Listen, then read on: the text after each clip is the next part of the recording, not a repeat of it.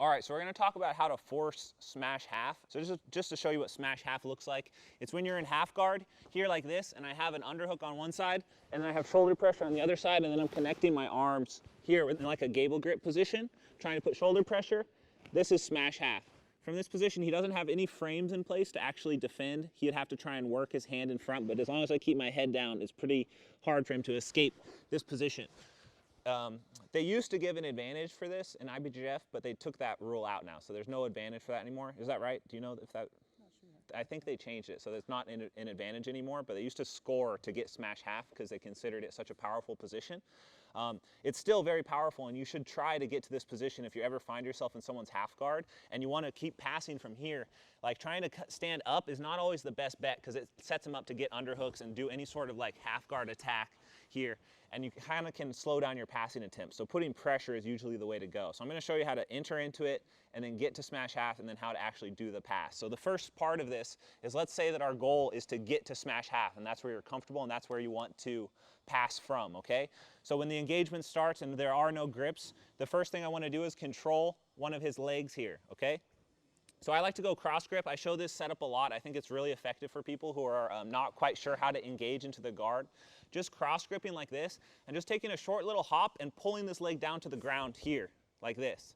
So it puts the leg in just a nice and easy position where I can just kind of put my hands on it and just crawl up into a half guard position right away. So I'm controlling this leg before I go to anything else. So this kills his guard right away. So now he only has this leg to really work with, and this leg is not really exerting any control over me, right? If he manages to hook it here like this, he can have a little bit more control.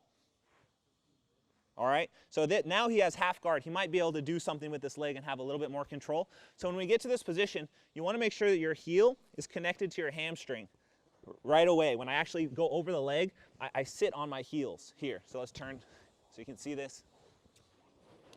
When I get here, I'm seated on my heel, so he can't put that hook in. I want to avoid that.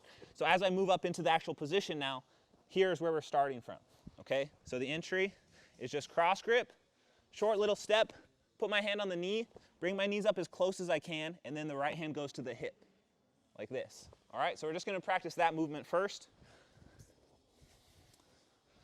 Step, pin the leg, bring the right knee in, then the left knee. Control over the top of his knee so he can't pull his leg up and out. I control over the top of it here like this, pinch my knees together, and then once I get to this position, my knees have to go from his knee line to his hip line. So I want to get both knees from here to here as quickly as possible. So I'll go from the knee, walk my knees up, and then immediately come to the hip like this. So this hand here blocks the knee shield. Because I'm still kind of far away, they're not going to be putting a knee shield. But as I come closer, if I bring my hand around the outside, he's going to get this nice knee shield, and it's going to be really hard for me to deal with. This is harder to pass. So when you're far away, you want to set up a preemptive block by putting your hand at the hip and then walking, pinching your knees, and sitting tight. Okay? That's going to be the first part of the move, and then we'll go into the actual pressure from there. Any questions? 3, 2, 1. Yeah, Keenan, what point do you switch the grip? So your right hand stays on the ankle grip. So you're going cross grip. This one goes here, and then when you bring this knee up to block the knee, so that replaces your hand as that knee block. Right now, your right hand comes to the other hip, and then you bring your other knee up towards his butt, and then this one to here. And it's okay to be kind of perpendicular to him right here, because we're going to straighten out later. But this perpendicular motion actually just helps stop them from putting that knee shield in. Whereas if you go parallel too early, this leg starts coming in, and they have a little bit more ability to turn into and like put frames and stuff. So it should look like kind of like this. That's why I come to the side, so that I can enter in at an angle like this. See how it puts your hips flat? Whereas if I enter in like this, nothing's stopping you from just turning in and getting like your full guard position. So I come in here, and then I face. That's going to be the next part. It's like coming from here to here, and now we're going to attack the smash half. Okay. So it's like out, in, and then turn back to block their ability to go from flat on their back to facing you. Yeah, I feel like you can already like almost step out instantly with that hand. Yeah, you could X pass if you do it right and they don't get that actual hook in. Here, when I come here like this, it's like I like to windshield wipe immediately. I see. I windshield wipe because they're always going to be trying to get that hook. I windshield wipe, and then when they don't have the half guard here, they start to panic because you have nothing, and really it's just like Just step out. it just threatens the guard pass immediately, you know. Yeah, you can stop the hook right away. Like if you're against someone who has a good guard like you do.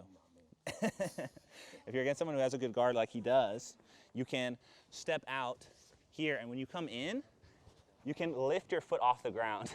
So now when he tries to hook, right? And it gives you a little bit of time to like get in here. And it's okay if he hooks because we're doing smash half. Like there is a... Once you clear the knee line, it's okay if they hook. Yeah, it's okay. Like when I do this position, I like to try and immediately windshield wipe because there's a chance that you might just pass right off that. So it just adds an extra layer of danger to throw a windshield wipe in.